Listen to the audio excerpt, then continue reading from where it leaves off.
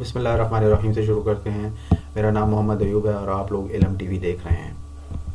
मैं programming fundamental की दूसरी वीडियो के साथ हाज़िर हूँ और इसमें हम लोग देखेंगे किस तरीके से हम लोग वेरिएबल्स वगैरह डिफ़ाइन किए जाते हैं और डेटा टाइप्स वगैरह को। तो डेटा टाइप्स में हम लोग बेसिकली इंटीजर डेटा टाइप को देखेंगे और इसमें एक छोटा सा प्रोग्राम बनाने की कोशिश करेंगे किस तरीके से 2 वेरिएबल से या 3 वेरिएबल से वैल्यूज़ हम लोग लेकर और इसको जो है ना हम लोग प्रिंट आउट वगैरह करा सकते हैं और उस अपना डिज़ायर्ड आउटपुट हम लोग ले सकते हैं। डेटा टाइप को एक वेरिएबल को डिफाइन करने के लिए हमें हमारे पास सबसे पहले उसकी डेटा टाइप होनी चाहिए। यहाँ इंट का मतलब ये है, मैं पिछली वीडियो में बता चुका हूँ, इंट मींस इंटीजर। इंटीजर में अब हम लोग क्या है कि हम लोग ये बता रहे हैं कि वेरिएबल ए की जो डेटा टाइप है हम लोग के पास वो इंटीजर है और इसके अंदर मतलब हम लोग एक इंटीजर टाइप की, इंटीजर्स क्या होते हैं 1 2 3 4। अब ये पॉजिटिव भी होते हैं, नेगेटिव भी होते हैं, तो इसका एक स्पेसिफिक रेंज डिफाइन है C++ के अंदर। उस रेंज के मुताबिक ही हम लोग इसके अंदर वैल्यूज़ को प्रोवाइड कर सकते हैं। तो अभी हम लोग देखते हैं कि अब हम लोग सबसे पहले हम लोगों ने इसको डिफ़ाइन कर दिया वेरिएबल को। उसके बाद हम लोग क्या करेंगे कि इसकी इनिशियलाइजेशन करेंगे कि वेरिएबल ए जो है इसको हम लोगों ने वैल्यू देनी है। मिसाल के तौर पर मैं यहाँ इसको 5 वैल्यू दे देता हूँ, इसको मैंने वैल्यू दे दी और अभी मैं ये चाहता हूँ कि ये हम लोग के पास ये वैल्यू डिस्प्ले भी हो जाए आउटपुट के तौर पर। तो यहाँ मैं सिर्फ ए लिख देता हूँ सेमीकोलन। तो अभी हम लोग के पास जो स्क्रीन पर आएगा वो 5 लिखा हुआ आएगा। मैंने सेव कर दिया है ऑलरेडी इस वीडियो को और इसके बाद हम लोग के पास ये देखें, इसके ऊपर रिजल्ट हम लोग के पास स्क्रीन के ऊपर 5, यहाँ ये देखें ये हम लोग के पास छोटा सा 5 लिखा हुआ आ रहा है।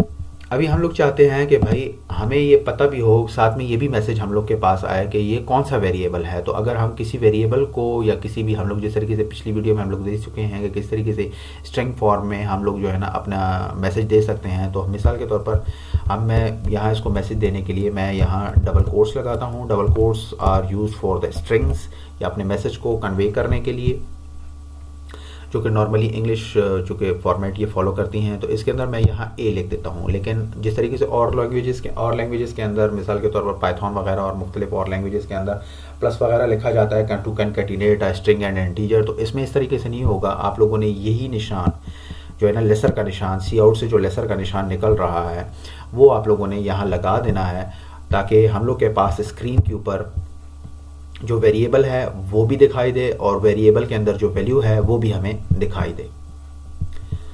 तो इस तरीके से ये देखें हम लोग के पास A5 लिखा हुआ आ रहा है। अभी आप लोग की मर्ज़ी है कि आप इसको मज़ीद इसके लुक को बेहतर करना चाहते हैं तो इस तरीके से आप इसके अंदर मतलब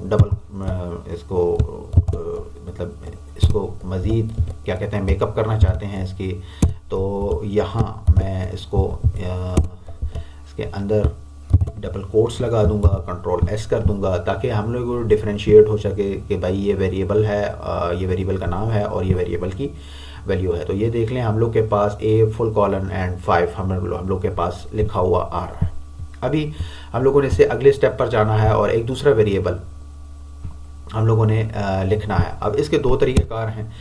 इसमें पहला तरीक़ाकार जो चाइल्डिश अप्रोच है कि भाई हर एक लाइन के अंदर आप लोग इंट लिखें और उसके साथ उसका वेरिएबल लिखें, या इसका दूसरा तरीक़ाकार ये है कि डायरेक्टली आप लोग यहाँ चूँकि ऑलरेडी एक डेटा टाइप लिखी हुई है यहाँ कॉमा लगा के B लिख दें, कंट्रोल S करें और यहीं मिसाल के तौर पर यहाँ मैं इसको जो है ना इसको वैल्यू दे देता हूँ B = 10 सेमीकोलन और यहाँ मैं इसको यहाँ सी आउट, यहाँ मैं इसको एंडल कर दूंगा, यानी कि एंड ऑफ लाइन हो जाएगा। और यहाँ जो है ना मैं इसको लिख देता हूँ B डबल कोट्स के अंदर B। आगे चलते हैं और डबल कोट्स इसके अंदर फुल कॉलन और फिर इससे आगे हम यहाँ लिख देते हैं B को, यानी कि B की भी वैल्यू आएगी, एंडल भी होगा और हम लोग का ये मैं इसलिए कर रहा हूँ कि हम लोग का जो रिज़ल्ट है वो रीडेबल फॉर्म में हो और हम लोग इसके एग्जीक्यूशन की तरफ चलते हैं और अपना रिज़ल्ट देखते हैं। ये देख लें कि भाई एक लाइन की कोड के अंदर ये याद रखना है कि आप लोगों ने कोडिंग इस तरीके से करनी है कि कम से कम लाइंस ऑफ कोड्स के अंदर, क्योंकि आपने अपने सॉफ्टवेयर के साइज़ को मिनिमाइज़ रखना है। स्टार्ट से ही आप लोग इन चीज़ों की प्रैक्टिस करेंगे तो ये फील्ड में आप लोग को चीज़ें हेल्प आउट करेंगी। ठीक हो गया। इससे जैसे पहले भी बता चुका हूँ कि सेमी कॉलन किसी भी स्टेटमेंट की टर्मिनेशन के लिए इस्तेमाल होता है। अभी हम लोग चलते हैं और इसके ऊपर कोई ऑपरेशन, दो वेरिएबल्स के ऊपर हम लोग कोई ऑपरेशन परफॉर्म करते हैं। अब इसमें भी इस ऑपरेशन को भी परफॉर्म करने के लिए दो तरीक़ेकार हो सकते हैं कि डायरेक्टली हम लोग यहाँ फार्मूला लिख दें, जो लॉजिक होती है प्रोग्रामिंग के अंदर, हम लोग के पास जो लॉजिक होती है। मिसाल के तौर पर यहाँ मैं मैसेज दे दूँ सम, मैं यहाँ लिखता हूँ सम और यहाँ लिख देता हूँ a प्लस b, ठीक हो गया।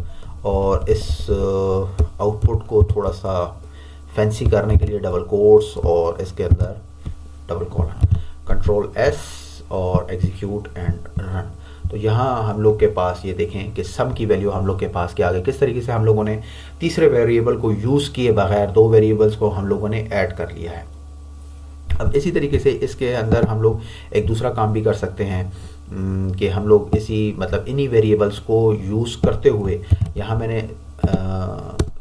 लिखा, यहाँ मैंने इसको पेस्ट कर दिया। यहाँ मतलब मिसाल के तौर पर मैं यहाँ लिखता हूँ कि भाई सबट्रैक्ट के लिए, अब नॉर्मली तीन वेरिएबल्स यूज़ किए जाते हैं कि दो वेरिएबल्स की वैल्यू को डाल दिया जाता है सी वेरिएबल के अंदर, लेकिन मैं चूँकि लाइन ऑफ कोड्स को भी कम रखना चाह रहा हूँ और वेरिएबल की, क्योंकि हर एक चीज़ जितने वेरिएबल्स आप डिफाइन करेंगे वो उतने वेरिएबल्स आपकी रैम के अंदर प्रोग्राम के एग्जीक्यूट टाइम के ऊपर जो है ना वो जगह पकड़ते चले जाएंगे। तो हम लोगों की प्रोग्रामर्स की, यानी कि हम लोगों से मुराद ये है कि प्रोग्रामर्स की ये कोशिश होनी चाहिए कि भाई हम लोगों ने रैम को भी कम से कम यूज़ में रखना है, उसके ऊपर लोड कम से कम डालना है। तो यहाँ ये देखें कि हम लोग के पास डबल रिजल्ट्स आएंगे, लेकिन यहाँ मैंने एंडल नहीं लिखा तो यहाँ मैं एंडल लिख रहा हूँ। इससे ये हो जाएगा कि हम लोग का जो रिज़ल्ट है या आउटपुट है वो रीडेबल फॉर्म में आ जाएगा। पहले वाले में हम लोग के पास सम की वैल्यू आ रही होगी और सेकंड वाले में हम लोग के पास सब्ट्रैक्ट की वैल्यू आ रही होगी। देखें पहली वैल्यू हम लोग की चूँकि छोटी है, दूसरी वाली वैल्यू बड़ी है, तो इस वजह से हम लोग के पास रिजल्ट -5 में आ रहा है। तो यानी कि कैलकुलेशंस बिल्कुल सही चल रही हैं। सेम इज़ द केस कि हम लोग क्या करते हैं, यहाँ भी एंडल कर लेते हैं और यहाँ मैं एंडल लिख लेता हूँ और इसी कोड को मैं कॉपी कर लेता हूँ और इसी को मल्टीप्लाई और डिवाइड के लिए भी मैं इसको यूज़ कर लेता हूँ। कंट्रोल C कंट्रोल V, यहाँ मल्टीप्लाई हो जाएगा, यहाँ मल्टीप्लाई हो जाएगा और यहाँ मैं सिंपल क्या कर दूँगा, स्टेरिक का साइन शिफ्ट के साथ मेरे पास यहाँ 8 के ऊपर है। कंट्रोल S किया, यहाँ दूसरी दफ़ा दोबारा पेस्ट किया एंड यहाँ मैं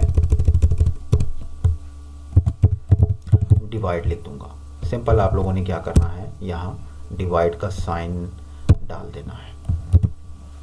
यह हम लोग के पास डिवाइड हो गया। कंट्रोल S किया और उसके बाद हम लोग कंपाइल एंड रन की तरफ आ जाएंगे।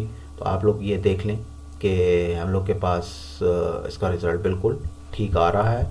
और इसी के साथ ही आज की ये वीडियो अपने अख्तिताम को पहुंची। अगर कोई कमेंट हो तो काइंडली नीचे कमेंट बॉक्स में राइट अप कर दें और अगर वीडियो पसंद आए, क्योंकि डेफिनेटली आपको आएगी, क्योंकि step by step approach use की जा रही है और स्टूडेंट्स को मद्देनज़र, वीक स्टूडेंट्स को मद्देनज़र रखकर की जा रही है। तो काइंडली अपने दोस्तों के साथ इसको शेयर करें। Thank you.